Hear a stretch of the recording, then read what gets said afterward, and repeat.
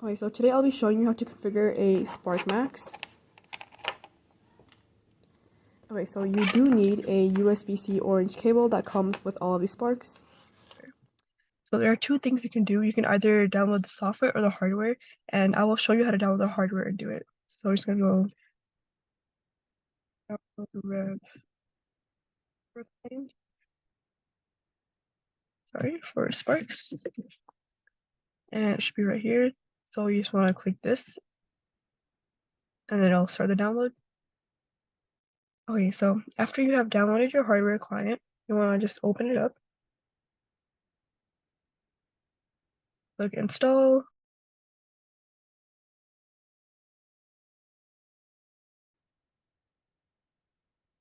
Okay, so we're now finished. Okay, so this is the client page, but if you want to run it, you can just also search up right here, Rev Hardware Client, and it'll come up right here. Okay, so I just plugged in my USB-C cable to my Spark, and I'm going to then plug it into my laptop. Alright, it's plugged into my laptop, and now we can go on to the Rev Hardware Client. Okay, so you have the hardware client right here. You're just gonna, after you plug in your Spark, you want to reload the page, and this will come up. If it doesn't come up at first, it's fine. It lags sometimes. You just want to unplug the Spark and plug it back in, or you want to reload the software, the hardware. So you click on this. Okay, so right now I want to make it CAN ID 1. So CAN ID is basically the number that is used to recognize which Spark you're talking about, right? So I want Spark 1 to be a part of the drivetrain, and I want Spark 2 to be part of the elevator. That's how you recognize the different Sparks, and you recognize which motor it belongs to. And then you go on to the motor. So there's Neo and then there's brushed. So let's say I want a brushed motor, okay? And then there's a sensor type. There are no sensors for brushed. Brushed are like sim motors. So idle mode is just if I want to spin it one way and I don't want it to spin the other way. So it's kind of like a brake mode. The rest of these we can mostly keep as is. Okay, now you can clear the stage faults if you want. And then after you're done with your configuration, the main thing you want to do is burn flash. Click yes.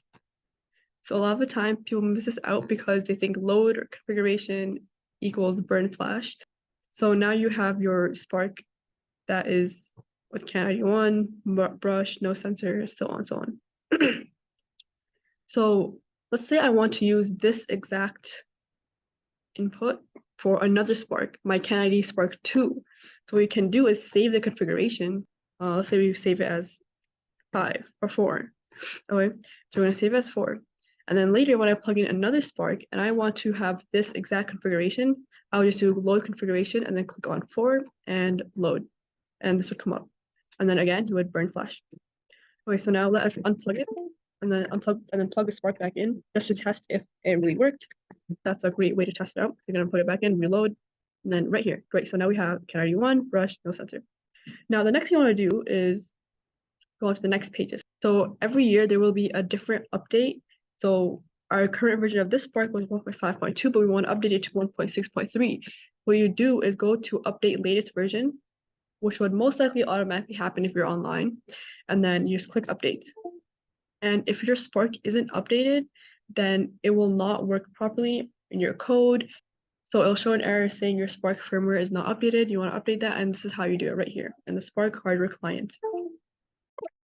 Okay, so now we have it updated, so we can reload that after. It'll automatically go away. Okay, and then we have utilities, downloads, and about. So the Rev hardware client also has a most recent version, so you want to always check for updates and update your Rev hardware client to the recent version. So now let's check. We're going to plug it out and plug it back in. Then we have USB, CAN ID 1. Okay, so everything looks good. CAN ID 1, brush, no sensor. It's updated to the latest version, and that is all you have to do to configure your Spark.